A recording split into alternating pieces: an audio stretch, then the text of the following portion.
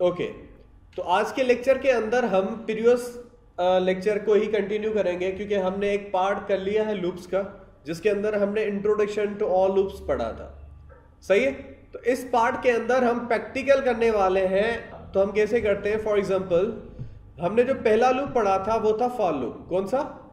For loop, जो आपके fix number of statement print करता है। सही है। तो फॉर लूप का हम पहले सिंटैक्स देख लेते हैं कि सिंटैक्स कैसे बनता है फॉर लूप का, यानी कि हम जो है उसको लिखते कैसे, उसका तरीका क्या है, सिंटैक्स। सही है। तो हम क्या लिखते हैं? फॉर कीवर्ड लगाते हैं। फॉर कीवर्ड के बाद आप स्मॉल ब्रैकेट, जिसे हम पैरेंथेसिस कहते हैं, वो स्टार्ट करते हैं, और उसके बाद आप लिखते हो डिक्लेरेशन और इनिशियलाइजेशन। सही है। फिर आप देते हो सेमीकोलन। क्या देते हैं? सेमीकोलन। मैं आपको समझाता हूं डिक्लेरेशन और इनिशियलाइजेशन होती क्या है। उसके बाद लूप के अंदर हम देते हैं कंडीशन। क्या देते हैं? कंडीशन। फिर देते हैं सेमीकोलन। उसके बाद हम देते हैं इंक्रीमेंट और डिक्रीमेंट। समझ में आया? और इसके बाद हम सेमीकोलन नहीं देते। सही। फिर हम इसको कवर करते हैं और इसका फिर हम कोड ब्लॉक देते हैं, आपकी curly bracket start, curly bracket and. समझ में आया? यहां पे हम एक कमेंट लगा देते हैं कि एंड लूप। तो ये था आपका एक सिंटैक्स, और यहां पे हम लिखते हैं स्टेटमेंट्स। क्या लिखते हैं? यहां पे देते हैं हर स्टेटमेंट के बाद सेमीकोलन। सही। ये था आपके पास क्या है? Syntax of for loop. अब मैं आपको समझाऊं कि डिक्लेरेशन और इनिशियलाइजेशन होती क्या है। फॉर एग्जांपल, आपने एक वेरिएबल डिक्लेयर किया, यानी कि VAR डिक्लेयर कर दिया है वेरिएबल, इसको हम कहते हैं डिक्लेरेशन। यानी कि आपने बना लिया, उसकी वैल्यू आपने असाइन नहीं की, इसको क्या कहते हैं? डिक्लेरेशन। सही। लेकिन अगर मैं इसी A को यहां पे आके वैल्यू प्रोवाइड कर दूं, फॉर एग्जांपल, तो इसको क्या कहते हैं? इनिशियलाइजेशन। क्लियर? तो ये है डिक्लेरेशन और इनिशियलाइजेशन। फॉर एग्जांपल, अभी देखो हमने डिक्लेरेशन अलग से की है, इनिशियलाइजेशन अलग से की है। अगर मैं ऐसा करता हूं कि variable a is equal to 1 2 या 1, ठीक है, तो ये आपका क्या होगा? ये डिक्लेरेशन और इनिशियलाइजेशन एक साथ हो रही है। समझ में आया? Both together. क्लियर है? तो ये है आपके पास डिक्लेरेशन, इनिशियलाइजेशन। कंडीशन आप जैसे देते हो इफ के अंदर, या आपकी अदर जो है टर्नरी ऑपरेटर पढ़ा था उसके अंदर, एज इट इज हम यहां पे भी कंडीशन देंगे।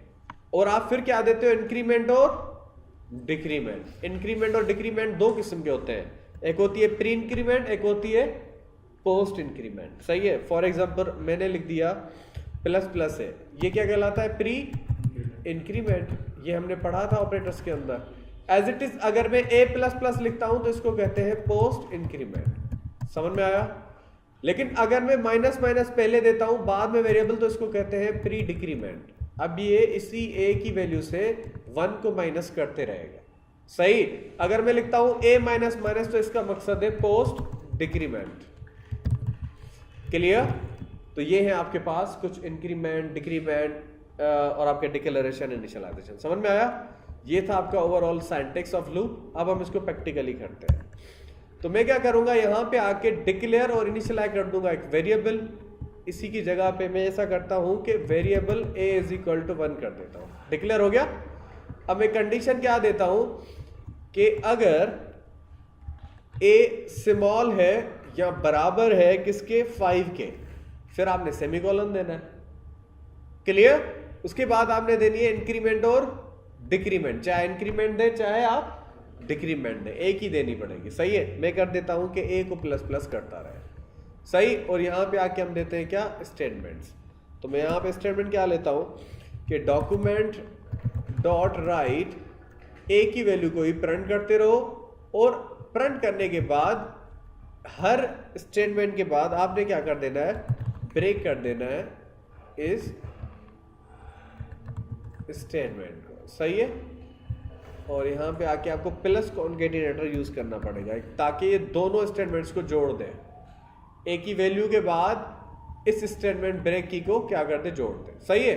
अब अगर मैं इसका आउटपुट आपको दिखाऊं, तो आउटपुट देखिएगा क्या आ रहा है?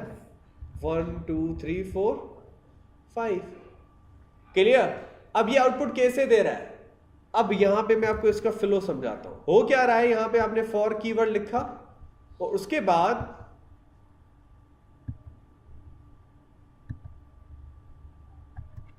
यहां पे हो क्या रहा है कि जब पहली बार इंटरप्रीटर आएगा तो इसकी डिक्लेरेशन और इनिशियलाइजेशन को चेक करेगा कि क्या वेरिएबल डिक्लेयर हुआ है और उसके पास क्या वैल्यू है। उसके बाद ये क्या करेगा, ये एक बार ही चेक होती है, सही है। डिक्लेरेशन और इनिशियलाइजेशन सिर्फ एक बार ही चेक होती है। पहली बार उसको चेक कर लिया, फिर जाके क्या करेगा, कंडीशन चेक करेगा कि अगर a स्मॉल है या बराबर है 5 के तो क्या करे, a की वैल्यू को प्रिंट करवा ले। इंक्रीमेंट नहीं करेगा पहली बार, सही है। पहली बार क्या करेगा, यहां तक आएगा, पहले आके क्या चेक करेगा कि क्या वेरिएबल a बराबर है 1 के। मकसद उसकी डिक्लेरेशन इनिशियलाइजेशन चेक कर रहा है कि a को असाइन क्या किया गया या वेरिएबल को क्या असाइन किया गया। फिर उसी a को हम चेक कर रहे हैं यहां पे कि क्या a स्मॉल है या बराबर है 5 के। तो यस, कंडीशन ट्रू हो गई, 1 छोटा है बराबर नहीं है, सही है। तो आपकी ये कंडीशन ट्रू हो गई और आके यहां पे ये स्टेटमेंट प्रिंट करवा देगा, पहली बार इंक्रीमेंट डिक्रीमेंट नहीं करवाएगा। समझ में आया?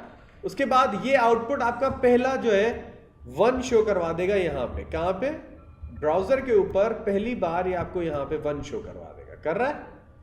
ये पहली बार इसने 1 शो करवाया, फिर क्या करेगा, यहां पे आके a के अंदर इंक्रीमेंट करवा देगा। a की वैल्यू क्या थी, 1 थी। a की वैल्यू 1 थी तो 1 के अंदर प्लस करवा देगा 1, क्योंकि इंक्रीमेंट करवा रहे हैं ना। तो a की वैल्यू क्या हो जाएगी, 2 हो जाएगी। क्या हो जाएगी, 2। और फिर ये यहां पे आके चेक कर रहा है कि क्या 2 यानी कि a की वैल्यू क्या हो गई, 2 हो गई ना, कि क्या 2 स्मॉल है या बराबर है 5 के। बराबर नहीं है लेकिन लेस देन है। तो फिर से आके a की वैल्यू को क्या कर देगा, प्रिंट कर लेगा 2। यहां पे देखिए 2 आ गया। क्लियर? फिर एज इट इज 3 प्रिंट करवाएगा, as it is 4, as it is 5। अच्छा 5 क्यों कर रहा है, लास्ट कंडीशन जब इसने कर दिया a की वैल्यू फॉर एग्जांपल 4 हो गई और 4 के अंदर इसने करवा दिया +1 तो कितनी हो जाएगी, 5। क्या 5 छोटा है 5 से? कंडीशन क्या हो जाएगी, फॉल्स, लेकिन बराबर है 5 के। समझ में आया? और ये क्या करेगा, 5 को यहां से आके एक बार प्रिंट करवा देगा। और ये प्रिंट करवाने के बाद क्या करना है, देखें 5 के बाद इसने प्रिंट तो करवा दिया लेकिन फिर भी इंक्रीमेंट करवाता है, फिर भी एक इंक्रीमेंट करवाता है। और ये क्या करता है, 5 के अंदर जाके 1 ऐड करवा देता है। 5 के अंदर क्या करता है, 5 के अंदर 1 ऐड करवाता है। क्या हो गए, 6 हो गई ना वैल्यू, क्या हो गई 6। और फिर ये लास्ट टाइम चेक करता है कि क्या 6 यानी कि a की वैल्यू 6 हो गई, क्या 6 छोटा है 5 से या बराबर है। तो कंडीशन क्या हो जाती है, फॉल्स। तो जैसे ही फॉल्स होती है कंडीशन तो लूप की आपकी एग्जीक्यूशन रुक जाती है, टर्मिनेट हो जाती है। समझ में आया? और आपके उसके बाद 5 के बाद उसने एक भी आउटपुट शो नहीं करवाया, सही है। लेकिन अगर मैं लूप के बाहर इसी a को एक बार कॉल करवा लेता हूं तो उसकी वैल्यू 6 हो चुकी है। कितनी? क्योंकि मैंने कहा है लास्ट टाइम उसने इंक्रीमेंट करवाई थी और कंडीशन हो गई थी उसकी फॉल्स, सही है। तो उस वजह से लूप की 6 वैल्यू जो है आउटपुट पे नहीं आई। लेकिन अगर मैं a को बाहर कॉल करता हूं तो देखिएगा क्या हो रहा है, 6 उसने प्रिंट करवा लिया क्योंकि हमने इसको यहां पे ब्रेक नहीं किया, सही है। अगर मैं इसको ब्रेक कर देता हूं और मैं लिख देता हूं कि आफ्टर